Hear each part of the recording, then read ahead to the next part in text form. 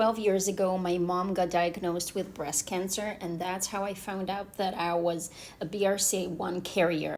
The timing was wild. I was 27 and just in the middle of moving to another country with my soon to be husband. We've been together for about a year then, and we had to get married to be able to move together. Seeing my mom in this moment of crisis, learning about my own risk of breast cancer, raised a lot of doubts about this relocation.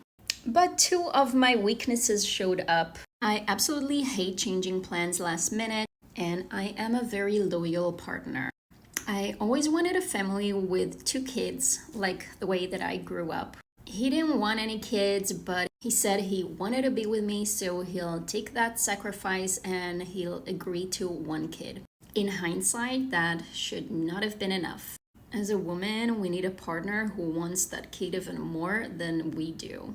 I learned that the hard way. So we did a quick civil marriage in Cyprus. And between eloping and having to pack our whole life to move to the US, I had a genetic counseling. I was told back then, 27-year-old, to finish my family planning as soon as I can. Translation, have all the kids that you want so that you can have your preventative surgeries for your breasts and your ovaries. Back then, they recommended before the age of 38. So there I was, 27, moving countries, mom in chemo, and suddenly racing the clock for my fertility. So I pushed down my doubts, I packed my life, and we did the planned relocation. We flew to San Francisco, and I told myself we'd just figure it out. 2 years later, I pushed for us to start early so that we can beat that BRCA1 clock. I got pregnant, and I had my daughter at age 30. I was really hoping that once he experienced family life, he'd want to have that second kid, because I've seen that happen for other couples. Motherhood was not easy for me. I was struggling with chronic pain, postpartum depression, a tough baby that needed constant pickups, and no family around to support. I was actually pretty surprised that early on, it felt like he was doing pretty well with being a father. He got 3 months off paternity leave, but as our daughter became a toddler, it became harder for him.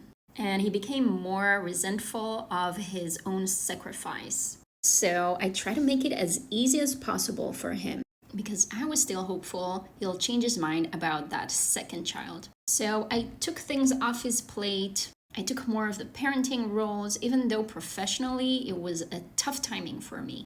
Not only did it not help, but I think it made it even worse. When we got our green cards, he quit and he started his own startup when our daughter was about 2. And that's when I had to take on more of the childcare roles and the household load, while still trying to grow a new business in a city that was not my hometown and I didn't have a lot of connections. He did offer to take more paid help. So we had a weekly cleaner and a sitter whenever we needed. But the job of finding those, making sure they are the proper help, and everything around that was also my responsibility. Then came COVID.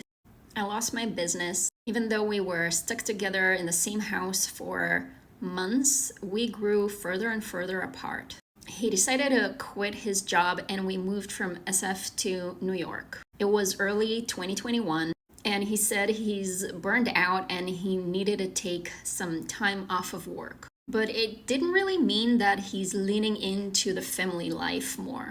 It was quite the opposite. Weekends with families and kids was a burden to him. Around that time, I was in my lowest physical and mental health of my life. My body hurt, my sleep was racked. Moving to New York proved so much harder than anticipated. I was trying to start a new digital business to replace the one that I had to close.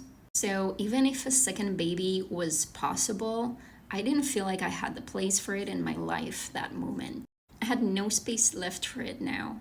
When the marriage finally broke up, less than a year after we moved to New York, a funny thing happened. Suddenly I had a wave of hope that I'm gonna have that second baby after all, just not with him.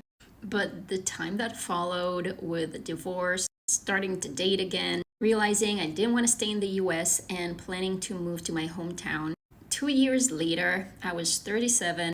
I came back home with my then 6-year-old, and it was pretty clear as a single mom, having to start over yet again in a new place and barely finding time to date, another baby wasn't the right thing for me. But I wasn't grieving that second baby dream anymore. Once I was out of that marriage, my script of the perfect family just broke. And I could release that fantasy. And honestly, it felt like a big relief. After 5 years of feeling like I had to put my life on pause with COVID, having to close my business, moving around, separation, then divorce, I just wanted my life back. My health, my career, my friendships. And babies require you to deprioritize yourself for years. I started to feel genuinely content with just one kid. Eventually, I had my double mastectomy preventative surgery after a delay of 5 years. But then when I turned 39, it was time to plan my tubes and ovaries removal. I didn't want to go into surgical menopause and start taking hormones. So I made the tough decision of having my tubes removed first and postponing my ovaries removal. When I finally did that surgery, I can't explain my relief. Just a couple days before the surgery, it finally hit me. I won't be able to get pregnant naturally again. Intellectually, I already knew that, but this is when it fully sinked in. So even though I didn't want to have another child anytime soon, something about not being able to get pregnant made me feel like I lost something primal of my femininity. With no breasts, no tubes, and no plans on getting pregnant anytime soon, part of me wondered if my value was decreasing. But tube removal didn't erase my womanhood. I'm still me. I just made room for my next chapter. And I'm finally choosing myself and a life that actually fits me. If you're navigating some tough choices, or the grief of having your family plans changed, I see you. Your choices can both be powerful and painful at the same time. This isn't a medical advice. Talk to your doctors, go get tested, give yourself compassion, and peace out.